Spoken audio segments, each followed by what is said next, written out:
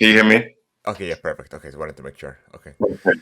Okay, Yes. welcome everyone to another episode of the Impact Play, impacting more than just gaming. We are your weekly source for the latest news, updates, discussions, and at times have debates that branches out beyond than just gaming. You can be a part of the live show experience over at twitch.tv the Impact Play and by clicking on that notification bell so you will be notified when we do go live or later on YouTube or even on your favorite podcast platform. Just simply search for the Impact Play. I'm your host Muhammad, otherwise known as It's Yagu. This is episode 87. February is Black History Month. We are empowering and uplifting black voices and giving black artists, creators, entertainers, and even those in the gaming space a chance to shine in the limelight and even to share their stories here on the Impact Play. We have the we have an exciting treat for you all this Valentine's Day, Sunday, February 14th. And we have the following guests booked for roundtable discussion. So far, we have MC Ray, writer and author of The Unveiled. And we have two possible appearances by the hip hop gamer and activist, and Slim with Talk. Hopefully, this provides value to everyone. So go ahead and introduce yourself and let everyone know who you are if they aren't already aware. My name is MC Ray. I identify as a creative from Atlanta, Georgia. I write young adult fantasy novels that feature like black characters at the forefront. My first book was titled The Unveiled, came out in maybe like 2018, and my second one just came out, The Unraveled, at the end of 2020. So that is who I am. Awesome, awesome, awesome. So, how did you find the path that you're on now? What was your initial uh, passion for writing? To a large degree, I've always been a writer. In elementary school, we would have like these competitions, and I was like always in them and doing them and going. Like we'd have anything from poetry to like just freelance writing that you would submit for, and I would do one every year in place. So it was always just something I did. I think it became an outlet when I guess when I realized, or I guess when I realized how like, hey, I want to write and do this kind of, something hopefully one day like completely professionally, but like put work out there for people to consume. Was when I got older, I realized there was just like not a huge voice in Black YA at all. Even when it comes to reviewers, I don't really see as many that look like me. And even like was just like as a man, not really that many. And we like to read just as much. We like fantasy. I think if you're like, especially since like gaming is like number one with men, likely we would like Yeah. that same type of, interaction when it comes to our reading. So just writing things that people would be interested in outside of the normal space that normally is centered around really just white women. And so that was kind of why that's how the Unveiled came to being, but also just a lot of my writing is speaking on a lot of the topics and a lot of the things that like we're interested in, and just making sure that we're putting black characters at the forefront. Nice. Glad to hear it. Okay, next. What actually sparked your this genre specifically for fantasy? Is there something that Um, happened before or something that you were passionate about or something that just happened? I think I've always been a huge fantasy buff. I think it just kind of happened, and honestly, initially, like my thoughts were like, am I being too forward with making like with putting these amazing characters out and things like that? And I think that was just something that was always on my mind. But when I first started writing, I was just in college. I loved Harry Potter. I think I had finished reading Hunger Games maybe when I started. This, and I was just like, I want to write something fantastical and amazing. And so that's how that happened. It was completely organic. I wasn't like, I don't see enough representation. I'm gonna write this book.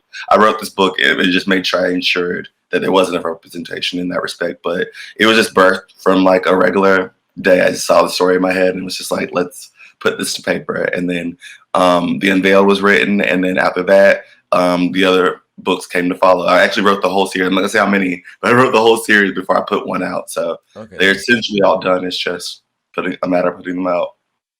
Okay, glad to hear it.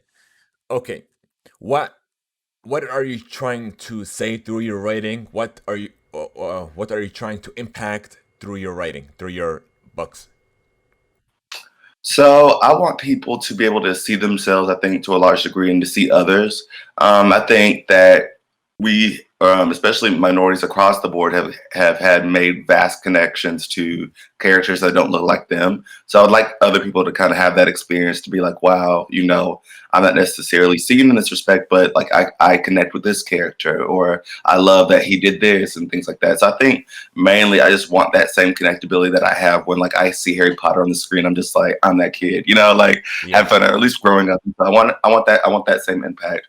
But also I just want people to just enjoy another YA fantasy book, and making sure that they like I guess like continue to enjoy those and put those in the same spaces that they do other, major fantasy novels. Also, I think to a large degree, I want people to. I am intentionally going to keep this indie. I don't want to like sell these at all. Like, so hopefully that doesn't happen and come back to bite me in the butt. But I actually want to create more of a space for indie writers that, like, we put out quality work without having to be published, and can and make a name. And obviously, I've cut back a little bit on the reviews as of late, but definitely one of the intentions I have, even on my own platform, is to make sure we're highlighting indie authors, and especially when they're putting out quality right. work Yeah, that they put their own hard-earned money into. yeah, paying it forward, of course. Okay, one final question: what makes you unique and sets you apart from other authors in that same space? So what sets me apart from other authors? That's a great question. I think that when it comes to white fantasy, I think I've indulged in enough to kind of have had a space that's different. But also, I think that's what the Unveiled is. I think it's a very different alternative situation than we see. I think we see a lot of redundancy when it comes to writing. Sometimes I think when publishers pick these books, and they know what sells, and I think that's kind of something that would be different as far as the Unveiled is, because I don't have any of those motivations. I'm just very confident in the story that I tell.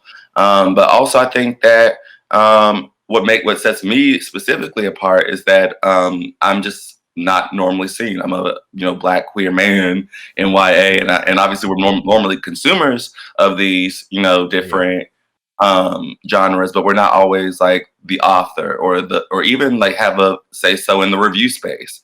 So I think that's just what sets me apart. It's just that there's not really any of me at all. So yeah, exactly. Instead of being a consumer, you're actually using your voice to break out in the space and leading the yeah. way for others to follow. Yes. Perfect. Glad to hear it.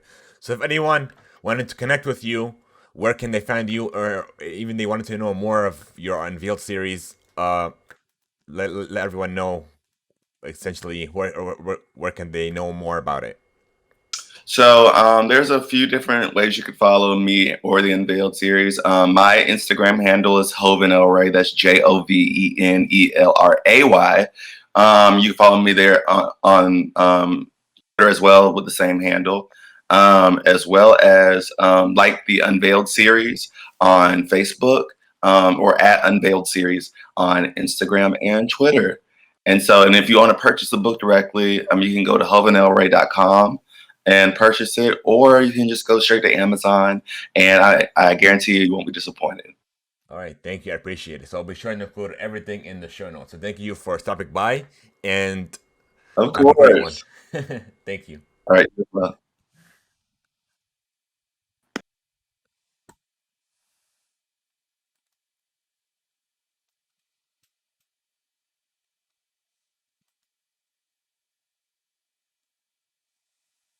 So everyone wants to know more about MC Ray. We'll be sure to include that in the show notes later on and on YouTube once this is uploaded on podcast services as well.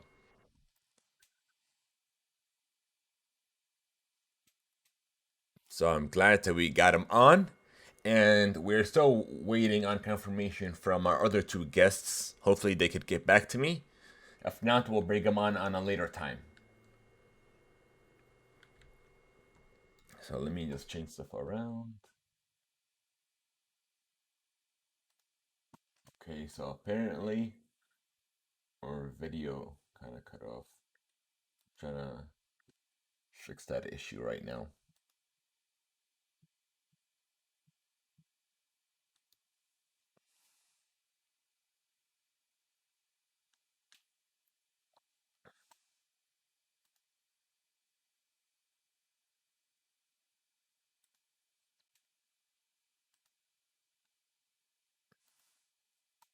think I found the culprit.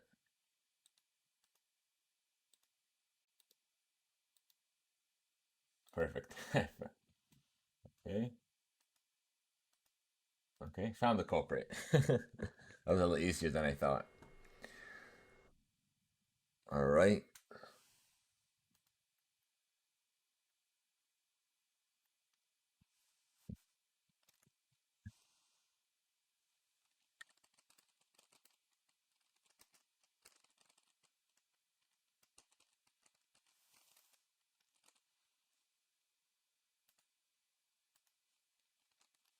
All right. So I guess we'll move on to the gaming side of things, since our other guests haven't gotten back to me.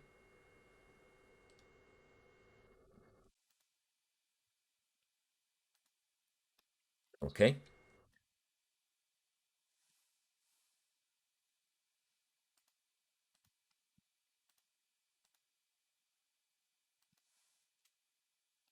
All right.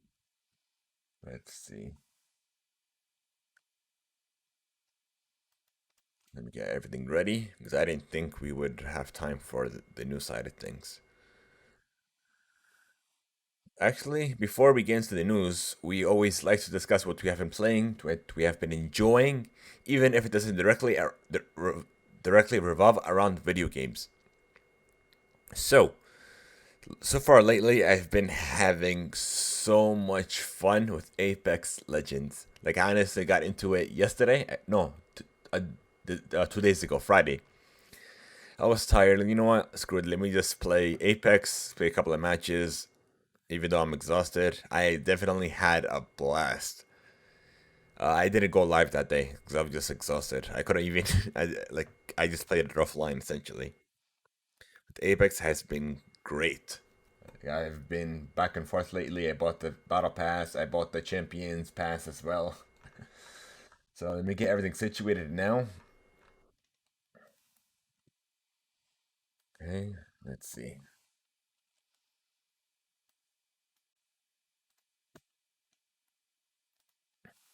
We have a good amount of news to talk about, folks.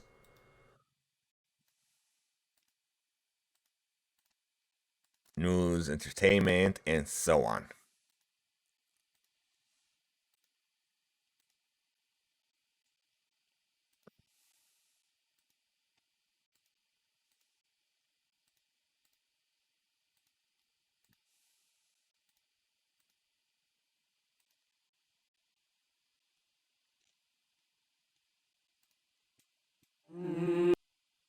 Okay, and where are the other two?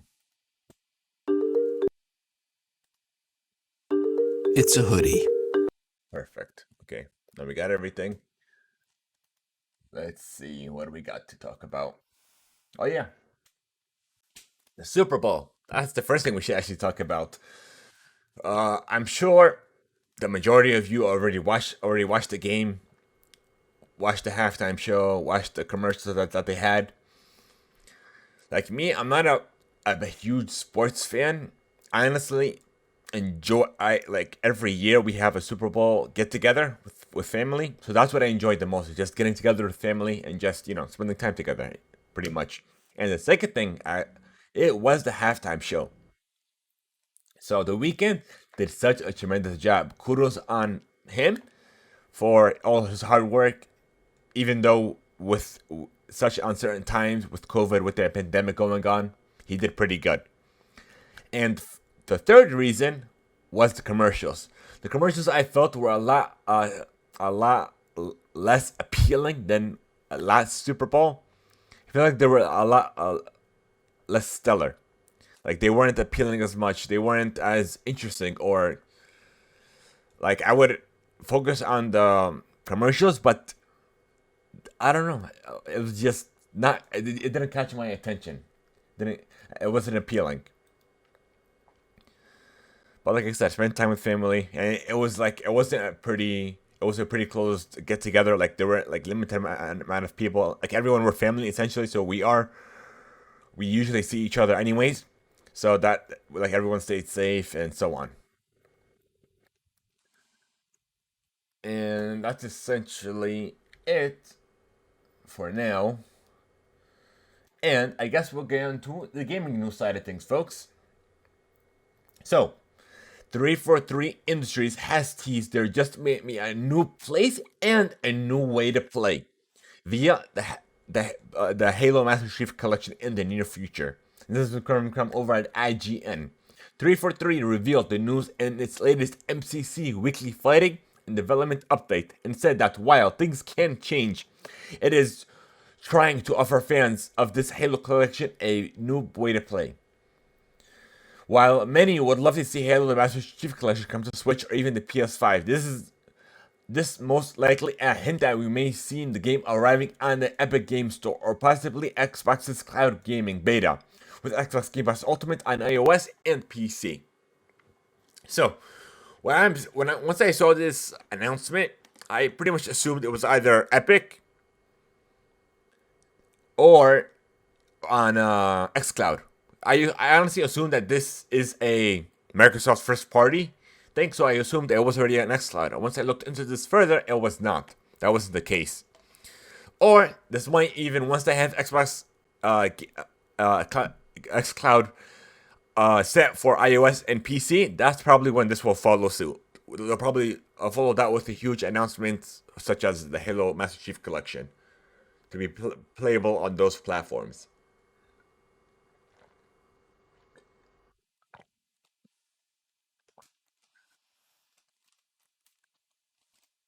All right, what do we got next here? E3 2021 is being planned as an all-digital event. This is going to come over at Kotaku.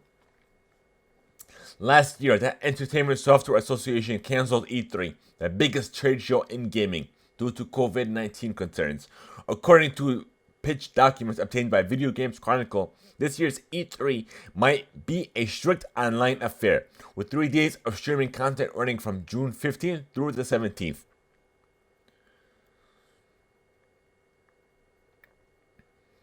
And this is a response to the report from the ESA. We can confirm that we are transforming the E3 experience for 2021, and we will soon share exact details on how we're bringing the global video games community together. We are having great conversations with publishers, developers, and companies across the board, and we look forward to sharing details about their involvement soon. So everyone's saying E3 is dead. E3 wasn't even a consumer-centric event. It was made for developers. It was made for the back end of gaming, not for us, essentially, but for those actually working in the gaming space. It was meant to showcase what they have in store for developers, producers, and so on, even those in media. As soon as they started changing everything, started bringing influencers and the likes, that's when E3 felt like it was fading away. And that's when Jeff Keighley came out with the his Summer Games event as well. So we'll see what happens with E3, because I love these in-person events, getting these get-togethers, because with COVID and everything, it just makes it so hard and difficult. Alright, next. The PS5 is set to launch in China in Q2 of 2021. And it's coming from over at gamesindustry.biz. The news was shared by Sony Interactive Entertainment in a New Year greetings video from President Toshio Aguchi and video chairman, Soido Takahito, as reported by Nico Partners senior analyst Daniel Ahmad on Twitter. Ahmad added that the PS5 was originally given the green light to market in December and is currently going through the last stages of the process, including the relevant approval of software. He added that Sony's official mainland China version of the console will likely have an online service region lock at launch. Currently, players are importing consoles from overseas, such as Japan and the US, he added. So that's essentially it. Next, another one coming from GamesIndustry.biz. They're on a roll. So, CD Projekt Red was the victim of a ransomware attack during which an unidentified actor stole data from the studio's internal network. The Cyberpunk 2077 developer disclosed the incident on Twitter, saying that some of its internals have been compromised. It also shared the ransom notes from the hacker, who claims to have stolen the source codes for Cyberpunk 2077, The Witcher 3, Gwent, and the unreleased version of The Witcher 3. We've also dumped all of your documents related to accounting, administration, legal, HR, investor relations, and more, the message continued. If we will not come to an agreement, then your source codes will be sold or leaked online, and your documents will be sent to our contracts in gaming journalism. The hacker added that they supposedly encrypted CD Projekt Red's servers, but the studio confirmed that its backups remained intact and has already secured its IT infrastructure and has begun restoring the data. The perpetrator of the attack gave CD Projekt Red 48 hours to contact them, but the studio confirmed it will not give in to the demands nor negotiate with the actor, being aware that this may eventually lead to the release of the compromised data. The company added that it's taking the necessary steps to mitigate the consequences should the data be leaked. The personal data of CD Projekt Red players has not been compromised, but the studio is still investigating the attack and has already been in contact with authorities. So, my take on this is even though CD Projekt Red did such a horrible job with CD Projekt Red with the older consoles, but still, this is not the answer regardless. Like I always say this, hate and negativity does not solve anything. If you want things to change, to improve for the better, be critical but also be respectful. So constructive criticism is always welcome to any developer, to anyone in the industry. But if you cross that line in the sand with hate, with negative, with death threats and so on, even hacking, this does not solve anything. And I believe we also have an update on that hack. Give me a second. Let me see. I'm trying to find it.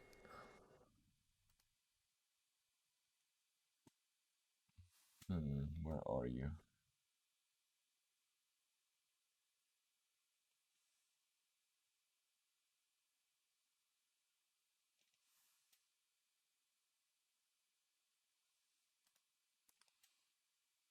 Let's see. Oh, here it is. Here's an article coming over from The Verge.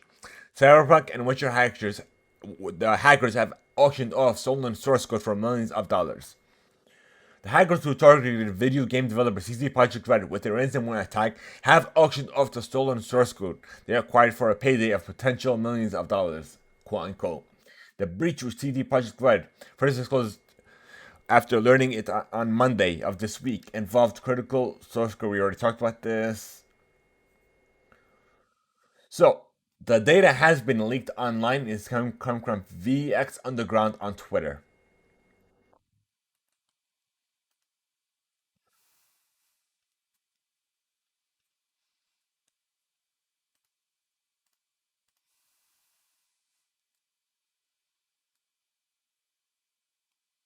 Okay, this was on February 10th, and it said that according to the Twitch tree, I guess you could say, this is the source code to Gwent card game, Witcher 3, Cyberpunk 2077, etc. is being auctioned today on exploit forums at a starting bid of $1,000. The ransomware author said that they will not be auctioning data anywhere else. Any other location other than exploit is fake. Update: a mistake was made. They stated that starting bid was 1K. It was actually 1 million, and are also selling immediately for 7 million.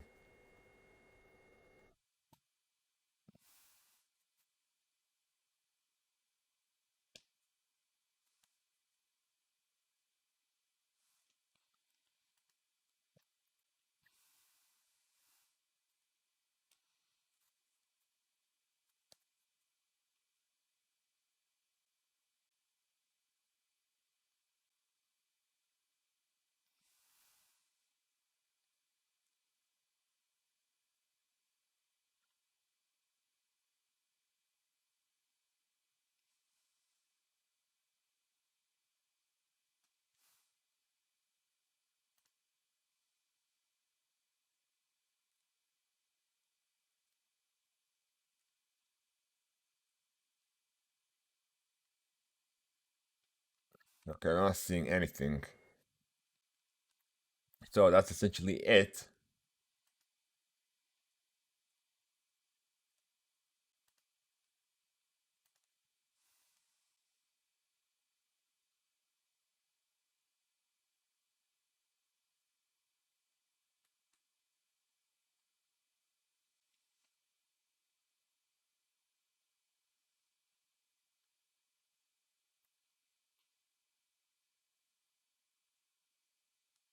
So apparently there's like an M-Pesa wars going on now.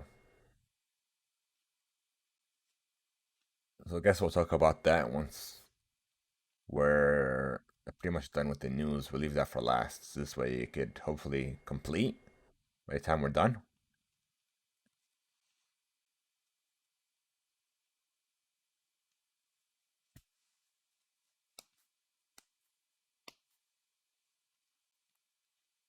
And also a happy Valentine's Day to you all.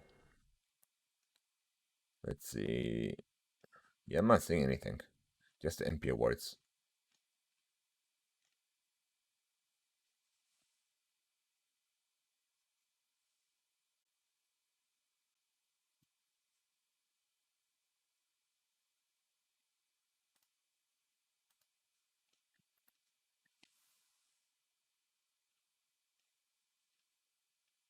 What's this?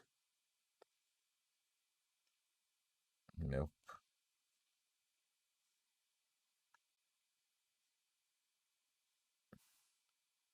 Okay, let's bring this to the attention actually. In 4 days, over 1.6 million of you joined forces in repping Black Lives Matter and Apex Legends. In my wildest dreams, I could not have expected this kind of support.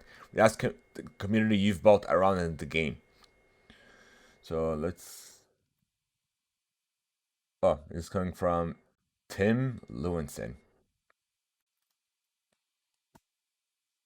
Okay.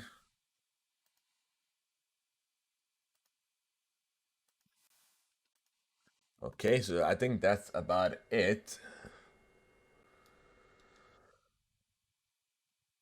So, next, moving forward, Electronics Arts has announced, excuse me, it has reached an agreement to acquire Glue Mobile for $2.1 billion in enterprise value. The deal would see Glue shareholders receive 12.50 for each share of Glue stock, a 36% premium to the company's closing price last Friday. The equity value of the offering is 2.4 billion, but Glue holds 364 million in net cash. Our acquisition of Glue Company's amazing teams and deeply engaging products to create mobile games leader with proven expertise across many fast growing genres, said EA CEO Andrew Wilson. Mobile continues to grow as the biggest gaming platform in the world.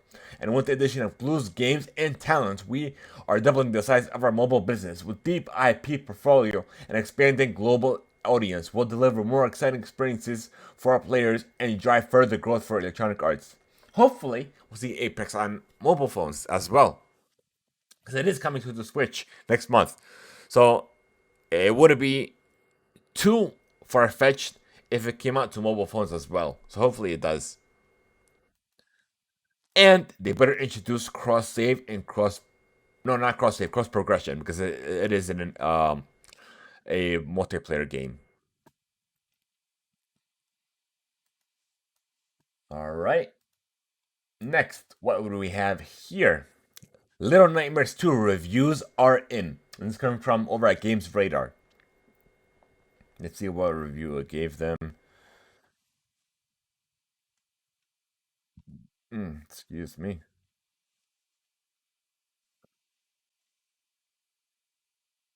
Actually, let's do it this way.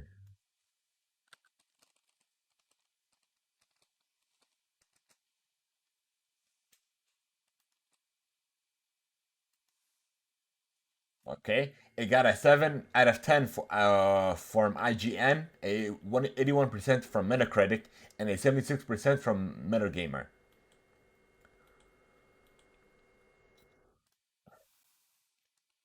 Let's see. Okay, this is coming from IGN's review. Little Nightmares 2 is very bit as black, bleak and eerie beautiful as the original. It also is just as brief and although the reintroduction of the six characters as an AI controlled quad partner ultimately serves the story well. She's not used as a vehicle to take the game's puzzle solving and stealth to interesting new places, which seems like a real missed opportunity. Next, let's go to Metacritic. Uh,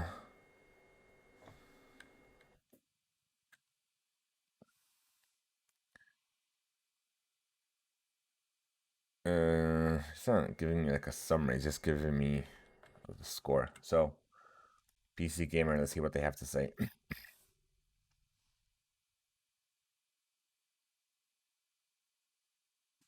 Little Nightmares 2, much like its predecessor, weaves all of these feelings through its gameplay, while others in the genre are still focusing on things that go bump in the night. Uh,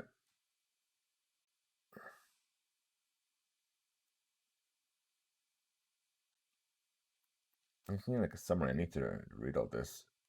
Little Nightmares 2 gets most things right, from the unsettling atmosphere and brilliant character design to the fantastic, fan- fascinating puzzles, but the combat is a swing and very slow miss. It's a game which pulls you into the shadows, knowing how to get scares without slapstick horrors.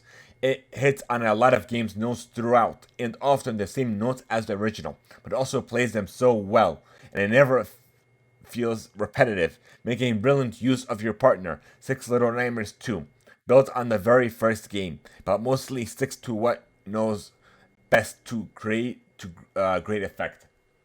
So, we're done with got the reviews out of the way.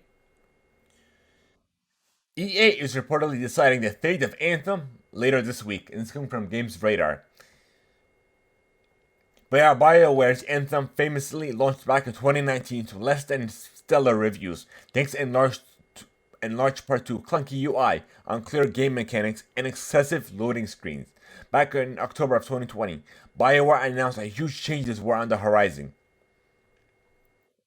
Since then, Anthem 2.0 has come to be known as Anthem Next, but according to Bloomberg, it's unclear if EA wants to give developers the budget to make the revamped game happen. So, guess we'll see what the Horizon has in store for Anthem.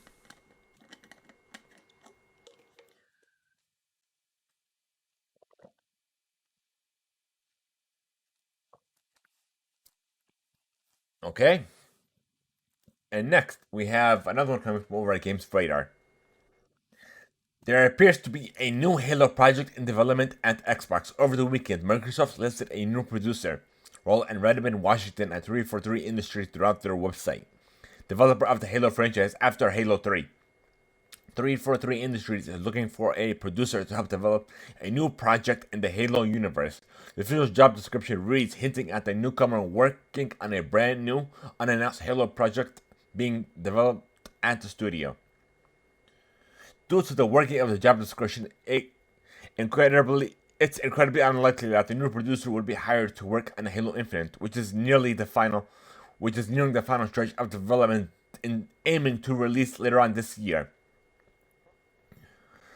So what I'm assuming this all means is it might be the animated series that's supposed to come out, or some Netflix related thing that was supposed to be in development. So this is probably something related, or even some kind of branch of game, or just even like a little side game based off of the Halo series. So even though they have to do the best that they can with Halo, they cannot follow CD Projekt Red's footsteps with Cyberpunk. It has to be perfect. It has to be such a great experience once it comes out later on this year. So it's pretty much all set and done. I'm assuming because the multiplayer should be done, the campaign should be nearing completion. So it's just like fine tuning things that trying to make it the best that it can be, essentially. So Crash Bandicoot 4, It's About Time, is headed to the Switch on March 12th. It's coming over at the Nintendo Wire.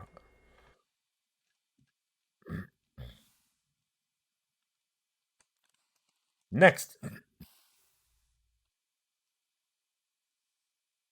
Sonic the Hedgehog 2 is officially racing to theaters in 2022.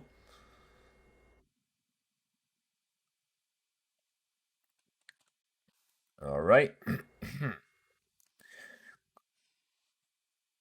PS5 DualSense backbone attachment has been patented by Sony. That's from Games Radar.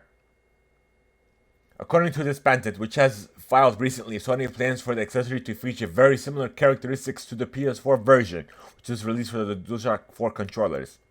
Since this version isn't compatible with the PS5's DualSense, it makes sense why Sony would be attempting to redo the device for the next generation. The previous model was made up of two large buttons and an OLED screen, which clicks into the controller's headphone jack and allows players to shortcut any buttons on the existing controller to the back of the device. According to the official PlayStation website, the back button attachment was designed for comfort and precision to get an edge on your favorite games. Next, Call of Duty 2020, Call of Duty World War II developer Sledgehammer Games are apparently working on this year's Call of Duty. It's going to come over at Games Radar. The claim comes from Modern Warfare, Warzone, a source of information that's got a history of accurate Call of Duty leaks. You can see the statement from the outlet just below. It just says that next Call of Duty title is 100% being developed by Sledgehammer Games. While this information isn't official, it doesn't need to be taken with it doesn't need to be taken with a grain of salt. I think it needs to be taken with a grain of salt, even though it's not official. Right? It should be the opposite. All right. And speaking of the PS5, a U.S. law firm says it's investigating a potential class action based on reports that the PS5's DualSense controller for the PlayStation 5 console can experience drift issues and/or fail prematurely. It's going to go over at Games Radar. A contact from the firm's website asks respondents when they first noticed the issue and they had assistance and whether they had assistance from Sony. While the answers could eventually lead to a class action suit against the console manufacturer, it's important to note that this is only the first stage of the process. So that's essentially it. It sums it up for you guys. Assassin's Creed Valhalla, Ubisoft's leads Ubisoft's biggest quarter ever. This is coming from over at GamesIndustry.biz. Ubisoft's biggest lineup of new releases has produced its biggest quarter yet. That the publisher reported its financial results for the holiday quarter, prompting CEO Yves Guillemot to call it the strongest quarter in Ubisoft history by far. For the third fiscal quarter, Ubisoft reported net bookings of just over $1.21 billion, up 120% year over year, thanks to a packed slate featuring the cross-generation debuts of Watch Dogs, Legion, Assassin's Creed Valhalla, Immortal Phoenix Rising, and Just Dance 2021. Valhalla was said to be the biggest launch in franchise history, not in unit sales. That still belongs to Assassin's Creed 3, with 12 million sold in its first few months, but its term of overall bookings and engagement. Just Dance also enjoyed a strong quarter with Just Dance 2021, becoming the series' best-selling entry in 6 years, while even back catalog sales in the franchise saw a more than 200% surge. Wow, that is a lot to swallow. But congratulations to Ubisoft.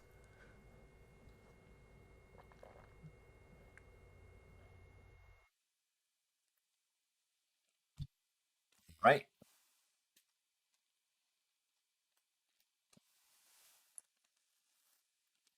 Epic has a new meta-human creator. It's coming from Kamas Utra.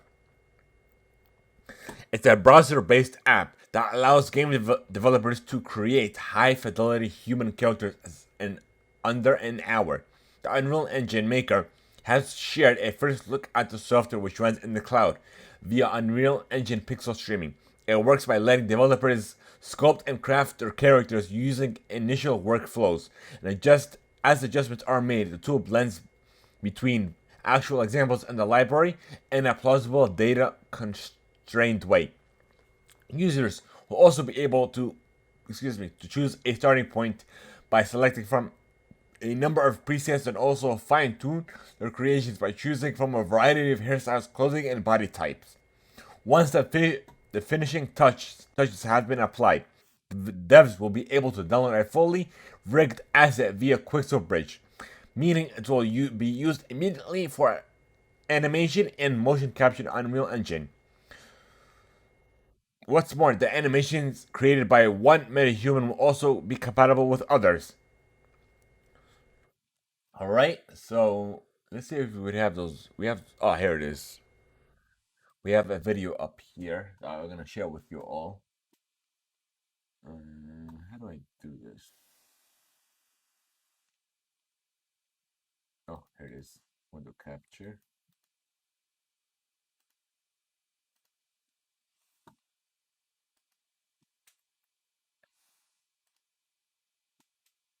It's a hoodie. It's the work from home uniform. It's racial profiling. Let's skip this. I could be one of many. 主人公にだってなれる。 Je pourrais être architecte. Ou guide. They look so realistic. You create the narrative. I am metahuman.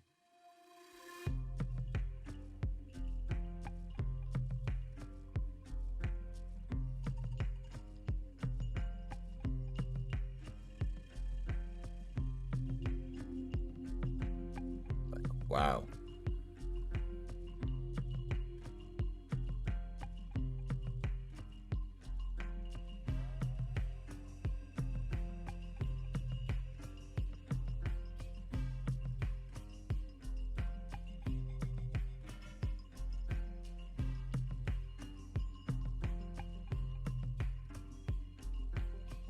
We have another video.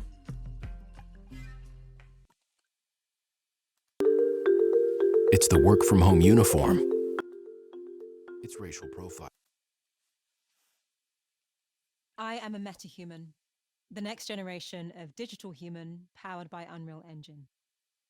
Metahumans are high-fidelity digital characters created by you, the user, on our new content creation platform, MetaHuman Creator. Like, it looks like I am so fully rigged. real. Ready for animation and motion capture, allowing you to work in context. With everything running live in Unreal Engine, my motion works seamlessly. On other characters. I have 8 levels of detail and have been tested on a wide range of hardware platforms, from feature film to mobile. If you're interested in learning about my animation rig or high-fidelity deformations, built on Control Rig, the new strand-based hair system via the Groom component, or how everything is tied together and animated in Sequencer, then have a look under the hood in this project. This is just a glimpse of things to come. Let's see, did we watch this trailer? It's a hoodie. It's the work from home uniform. I could be one of many. 主人公にだって Oh, yeah, I didn't see this な one. れる。 Je pourrais être architecte. Ou guide. Quizá un artista. You create the narrative. I am metahuman.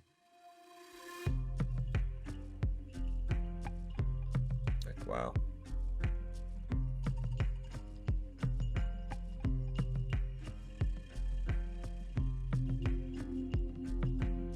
Really looks interesting.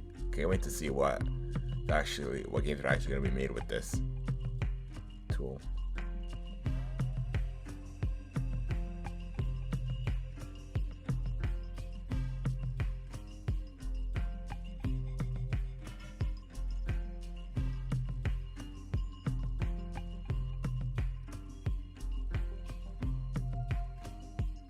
Okay, there you have it, folks.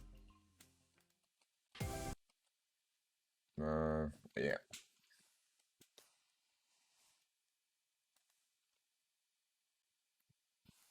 Alright, let's see. There's a live-action Powerpuff Girls series pilot that's been ordered by CW. It's coming over at IGN. The series, which was developed as of late August, will center on the girls who are now disillusioned 20-something-year-olds who resent that they lost their childhood to years of fighting crime, according to Variety. The series will answer the question of whether or not this former team reunites once more when their crime-fighting skills are needed once again.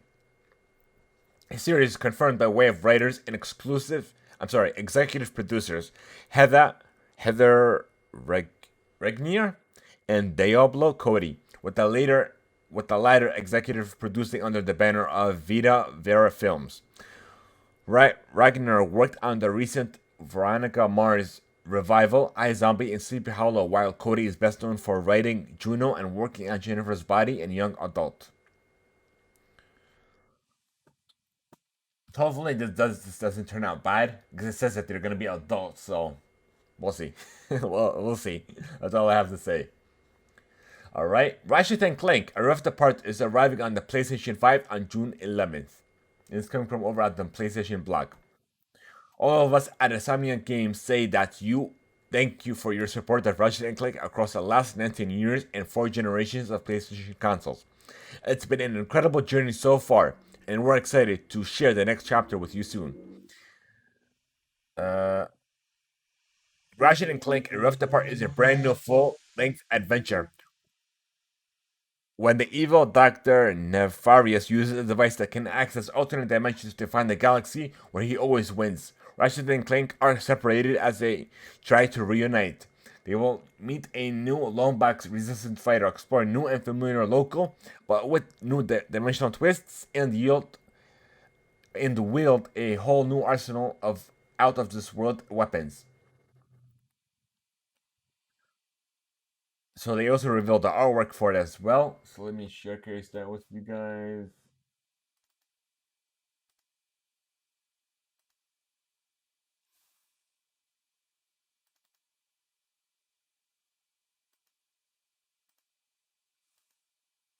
That's the artwork, guys. Pre-order has already begun. And you get to unlock digital content that you can unlock early when you pre-order the standard or digital deluxe editions. And there's I guess a deluxe edition.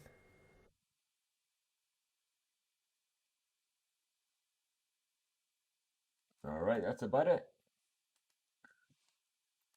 And let's see. Post Malone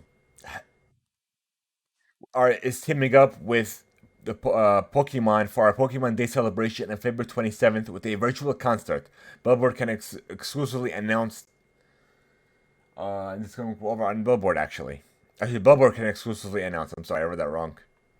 Malone, who for the record still has a Game Boy Color specifically so he can play Pokemon, tells Billboard it's essential for him and the franchise to be at 25 at the same time. I've been a fan for such a long time, kind of grew up with it, he says. Celebrating 25 years is a big deal. So we decided to do it together. And the rapper turned 25 himself last July. And it'll start on the 7 p.m. Eastern on the 27th on Pokemon's YouTube, Twitch, and the 25th anniversary website. If you guys are interested.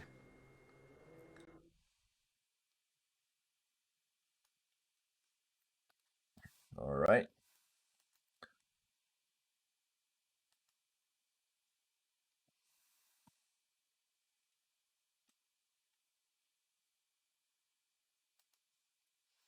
Rainbow Six Quarantine is still coming in 2021, but it could be renamed. It's coming over at the Video Games Chronicle.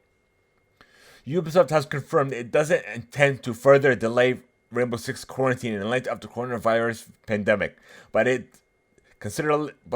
is considering the possibility of renaming the game. In October 2020, Ubisoft delayed the release of Rainbow Six Quarantine and Far Cry 6 to the first half of its fiscal year, starting in April 2021 due to production challenges related to work from home because of the COVID-19 pandemic. Speaking on the publisher's third quarter earnings call on Tuesday, Ubisoft Chief Financial Officer Frederick Dagwat said that the plan is still to release the two games by September 30th, 2021. Later in Tuesday's earnings call, Ubisoft has asked if it had any PR concerns about releasing a game about an alien parasite in the middle of a global pandemic, and whether it would be considered delaying the title of the game. Again, wow, I'm dehydrated.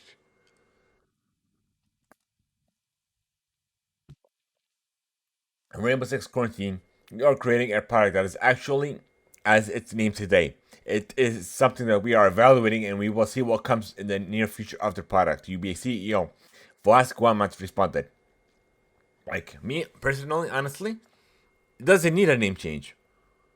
Even though quarantine kind of reminds us, if that's the case, everything else should be changed because it reminds us. The whole point of a name is just so it'll. It's just a name at the end of the day. Like honestly, they don't need to change the name. If it was up to me. All right, next. This is coming over on Eurogamer. Well received 2005 Star Wars game Republic Commando looks set for a new launch on the Nintendo Switch. A tactical first-person shooter, Republic Commando was originally released on PC in the OG Xbox. Set during the Clone Wars, it lets you play as a clone trooper and command the rest of your squads alongside you.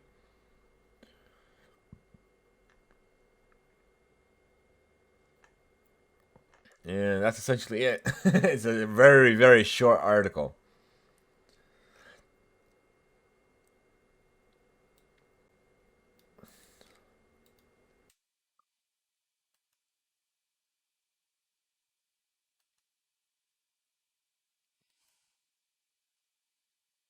Alright, give me a second, folks.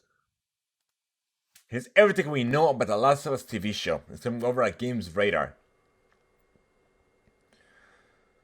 The Last of Us TV show is sounding more and more promising with every new development. Things are still fairly early in the development cycle, but HBO has a number of creatives nailed down for key roles on the upcoming series. Every name attached is a home run for HBO and for fans. Among the first wave of key announcements for the Last of Us series, which has now been greenlit on HBO, is the news that Chernobyl creator Craig Mazin is teaming up with Naughty Dog's own Neil Druckmann to deliver the adaptation. Alongside the Dream Team creative pair is the returning Gustavo Santaolalla is on computer duos, while a new director has been parachuted in to help the pilot. This is just the headline news. Here at Games Radar, we are digging a little deeper to bring you a more comprehensive look at the Last of Us TV show. This includes, but not limited to, a full list of confirmed characters, the official plot synopsis, and the report casting news with the Game of Thrones Bella Ramsey as Ellie. So let's see, what do we have? It is coming to HBO, we know about that.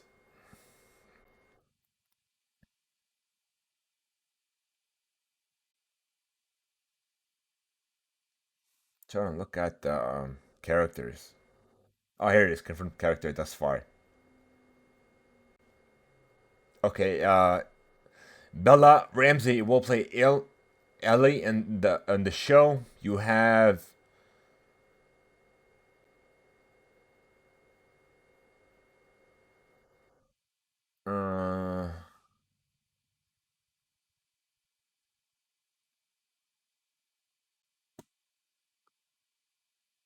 I'm trying to look into this. You're not seeing anything.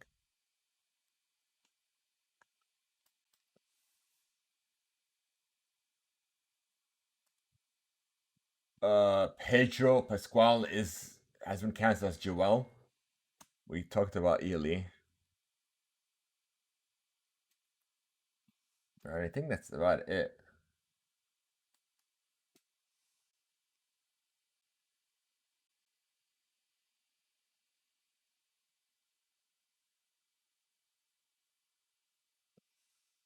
Yeah, that's about it. I'm not saying anything else. All right. So it looks every news story that comes out with it is getting like headlines, and then people just enjoying just the cast of who's being casted. So it looks like it's going to be a very promising show. Next, Niantic has announced a new program to finance, mentor, and support Black game development teams working on location-based AR games similar to its own titles. And it's coming over at gamesitsindustry.biz. The Black Developers Initiative is a 5-month program that will give selected teams the funding and resources needed to create a playable prototype, as well as a pitch deck to help take the project to the next stage. The initiative is open to teams where Black members have a direct line to the game's profits. The company or studio is at least 51% Black owned and operated. The team is at least 50% Black, and or Black people are in key leadership roles, such as founder, creative director, or producer. Games must have an AR or geolocation aspect similar to Niantic's own Pokemon Go and Ingress, with the studio seeking the next innovative real-world game that encourages players to explore the world, get exercise, and connect to one another. There is no geographical limitation about applications will need to be able to work and communicate in English for this round. Applications for the first cohort are now open, with the deadline of Sunday, March 14th. So, in the wake of yeah, that's about it. But I'll share that in chat with you guys now, and I'll be sure to include that in the show notes as well. But for those listening later on in podcast services around the globe, or even on YouTube.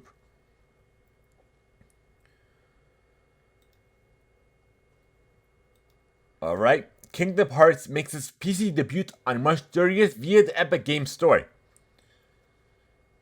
And it's coming over at Engadget.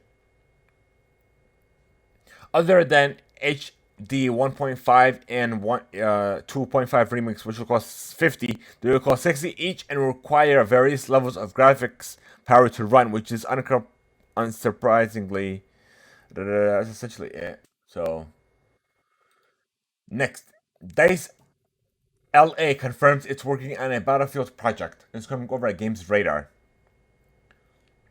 Alongside with Battlefield 6, so it's a brand new title.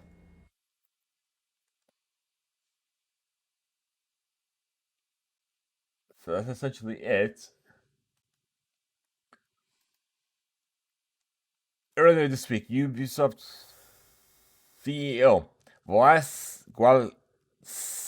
Gualamans said that the event, the Massive Studio, is now developing a new open-world Star Wars game, and it will also continue to work on its other open-world shooter series, The Division. The Massive Studio is a large studio, and they are also collaborating with lots of studios all over the world, he told analysts in a quarterly financial call. We're going to see more of The Division 2 in this year and the year after. Let's go over at PC Gamer. Today, previously the studio officially committed to the promise, saying that in a message on Twitter that the recent release title update 12 for The Division was intended for the game's final major update. But thanks to our continued support, we are now in the early stages of development for fresh content to release later in 2021.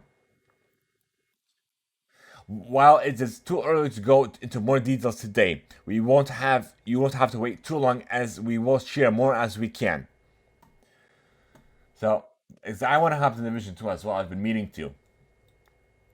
So looks like more content is coming for us all.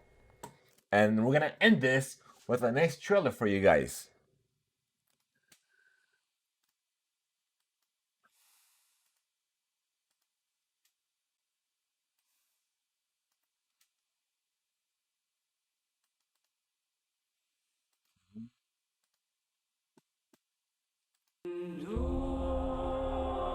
Official trailer to Zack Snyder's Justice League.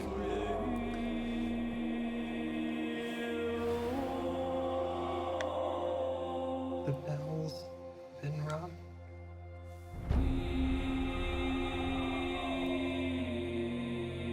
Out in the dark, among the stars, the god is dead. I had a dream. Almost like a premonition.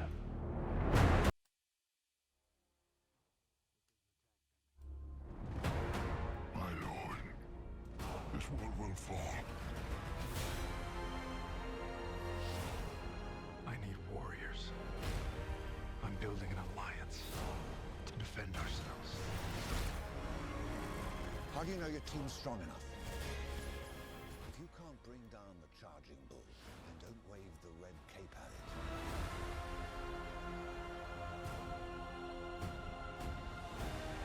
You were sent here for a reason. And even if it takes you the rest of your life, find out what that reason is. I can't wait.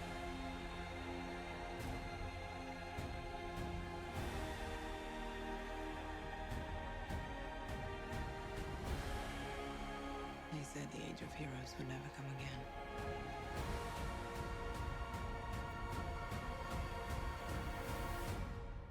It will. It has to.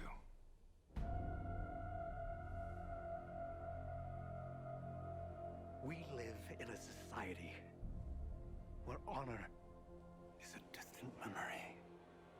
Isn't that right? Batman. We got a Prince the Guy Joker. March 18th. I'm definitely excited for that. I can't wait. So,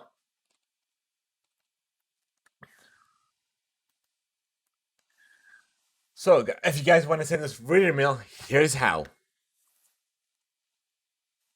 We want to know your feedback, your thoughts, and even any questions you may have for us by sending us reader mail on our Discord server, leaving a voice note over at anchor.fm/THEIMPACTPLAY, or even by sending us an email to readermail@impactplay.com.